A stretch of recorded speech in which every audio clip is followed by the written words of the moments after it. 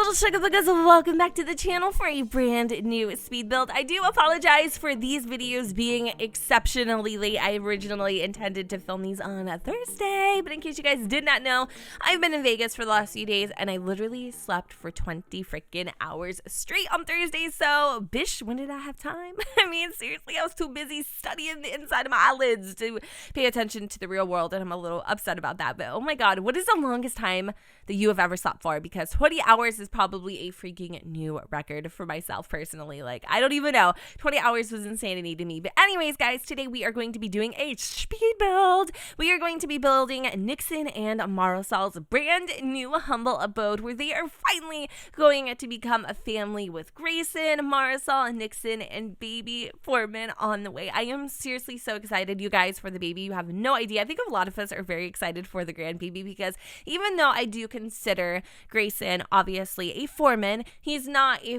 Foreman by blood, right? And so this is going to be our first like blood grandbaby, and hopefully many more to come. I am so excited. This is literally going to make June and Pace's day. Originally, you guys, they were very scared, very apprehensive because Nixon's their baby, right? And they feel like he is way too young to be making these adult decisions. But the matter of the fact is, he is 18 years old, and if this is the woman he loves, damn it, this is the woman he loves. And who are we to stop him from making his choices? Whether we think they're mistakes or not, that is not up for us to decide. So they've decided to go and move to Willow Creek, which I don't know how I feel, about them being so far from June and Pace, but I feel like it's good because right now Willow Creek is actually bulldozing this one particular neighborhood down so that they can place some more affordable housing for new and growing families. So Nixon and Marisol obviously saw the ads for that. They wanted a brand new house, but they didn't want to break the bank because they don't really have a lot of money. Originally, I built this very big, large, kind of like mini mansion. It's actually across the street. You guys might see it when the camera pounds around. And I am going to put that home on the gallery at Gen 2 606, but it's worth around, I want to say like 50,000 simoleons, which in retrospect really isn't a lot of money, especially because this one comes close at like 30,000.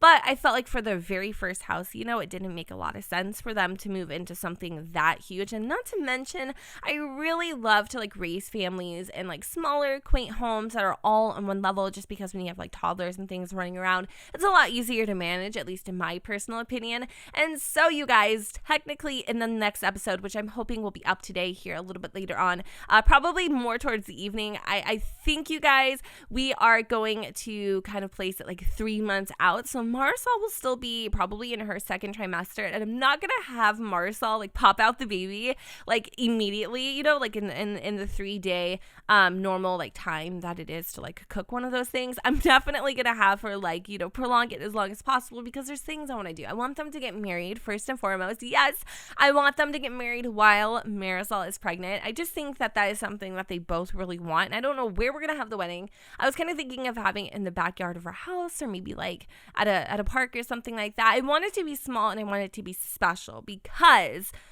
obviously, moving into this house definitely cost a lot of money, and it used up a lot of their funds, so they don't really have too much to spend on a wedding right now, and it's not necessarily their main priority, but they would like to be married before the baby comes. So I definitely want to work on that. And then you guys gave me a fantastic idea about doing something along the lines of a baby shower. And so if I sound really groggy and tired and sleepy, it is currently like, I don't even want to tell you what time it is because it's like super embarrassing, but I just woke up, so I'm like super exhausted, and my breath be stinking of funk. Like, seriously, y'all, it smells like a dragon's freaking butt crack. Like, it's so nasty right now. It's seriously so good. She's like, girl, why didn't you brush your teeth? I'm trying to knock myself out, yo.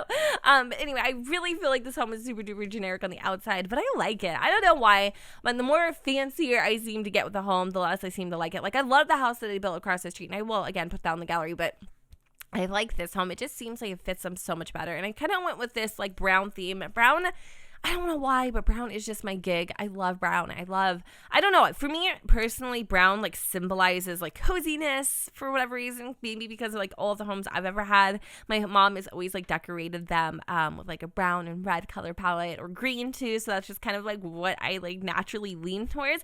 But for whatever reason, like colors and stuff, they don't work that well. I don't know why for me. So I really love using like a brown color palette, and it's kind of staying around that neutral, those neutral like jewels gold tones even. Those are super fun. So everything is really, really, really nicely laid out. However, like the kitchen and the living room, even like the dining room, they're very close together. So you're going to definitely notice it's going to be a little cramped in there, but the rooms are a very generous size. And I thought that was like very important, especially when you have Grayson and his toys. And then we also have like obviously Nixon and Marisol sharing a room. So I didn't want to make it too small. And then for the nursery, that one is a little tiny. I don't know if I'm going to end up maybe switching Grayson's room with the baby's room later on. I'm not 100% sure, but I'll have to think on that. And so for the kitchen, I definitely had to like layer up these little counters on the side just to kind of close in that gap for the window. So you are going to notice like a little bit of ghosting there, but it shouldn't be that big of a deal. Anyways, what was I going to say? I was going to say something. I totally freaking forgot. Oh, I'm going to also add in like a bunch of other houses to the neighborhood and throw in some new faces, which are going to be really cool. My whole idea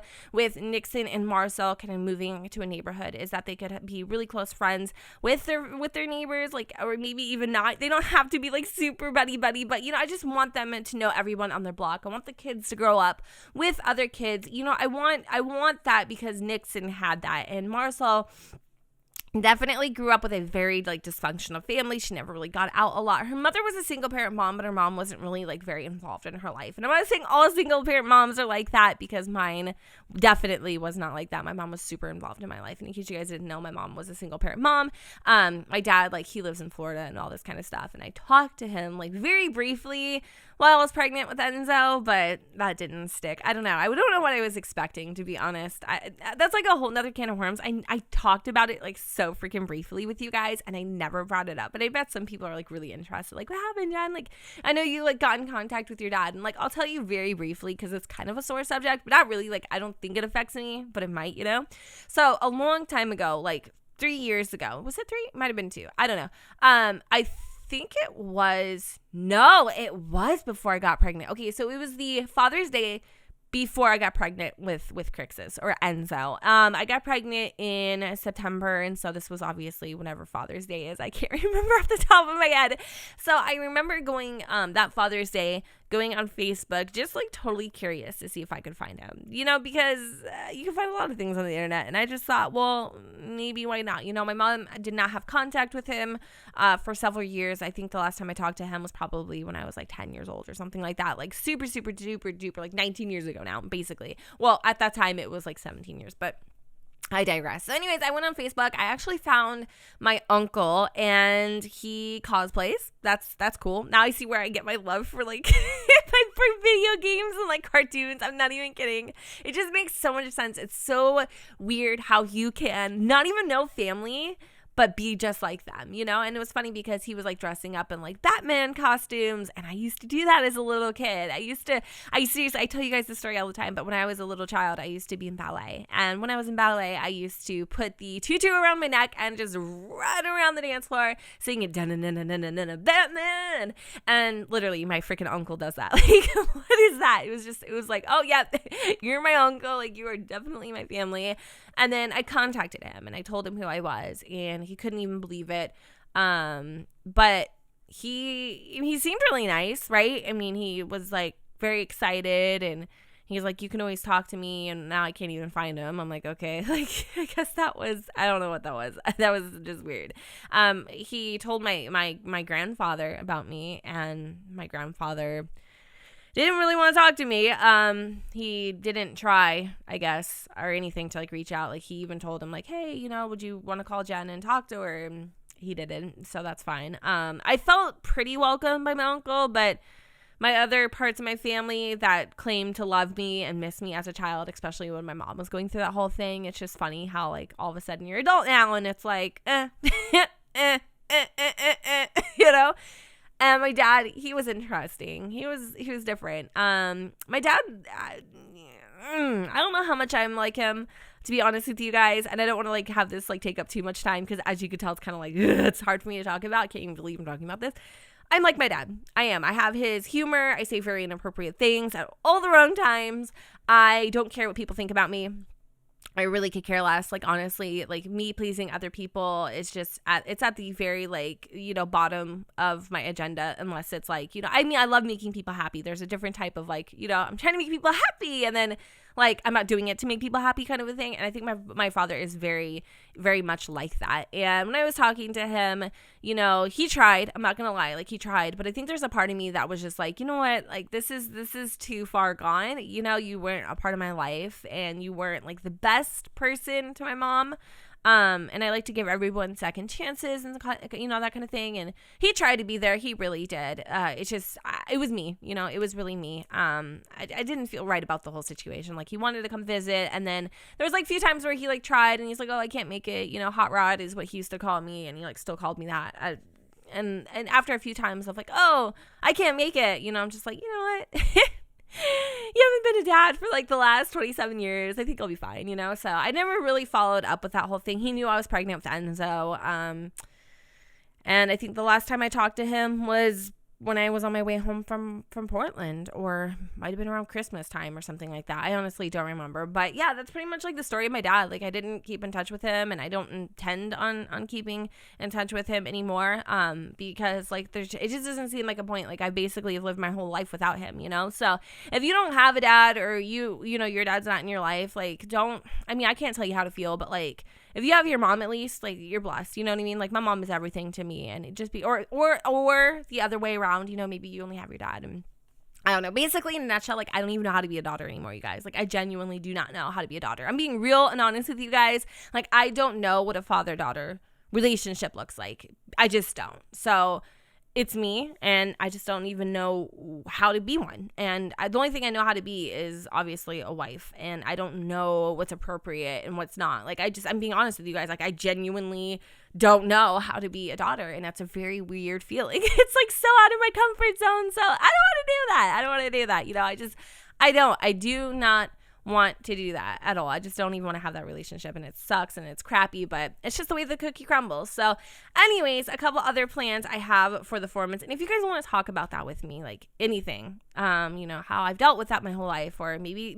one of you guys is dealing with that, just talk to me down in the comments. I'd be happy to like converse with you about that, because I know it can be a very tough subject, but I think I'm very numb to the whole thing because I was so young when my mom left him, that I honestly don't remember anything at all. But anyway, one thing I have a couple plans for Marisol and Nixon. I definitely want them to get married. I don't know if I mentioned that or not, but if I did, that's definitely something on the agenda. I don't have a lot of money to like spend, obviously, on the wedding and all that kind of fun stuff, but I definitely want them to do that. So maybe we'll do like a little backyard wedding. Again, if I said that, I do apologize. I've tried to do like this voiceover a couple times, but another thing I would like to do is I would like to do a little baby shower, because one of you guys suggested it, and I was like, oh my god, yes, definitely, let's do a baby shower, because I think it would be a lot of fun. I just need to get some like decorations, so if you have any websites that would offer that, let me know in the comments down below so I can download a few. I don't know if I'm going to do like the gender reveal during the baby shower or have it be a surprise when she's giving birth. Let me know in the comments down below, or maybe I'll do a poll. Should it be surprise, or do you guys want like a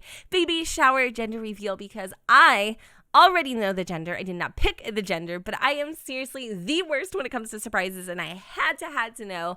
So I know the gender, you guys, and I'm very freaking excited. Like, I am so excited for this baby. You have no idea. So definitely feel free to keep leaving those baby names. Give me more suggestions for the 4 months in general, and then I think that's about it. So anyways, guys, I'm going to go ahead and wrap up this video here. I hope you all enjoyed, and if you did, you know what to do, boo. Don't forget to go ahead and comment, rate, and subscribe. Let me know what you guys think in the comments down below, where the sun does not shine, and I will see you all next time. Bye, guys.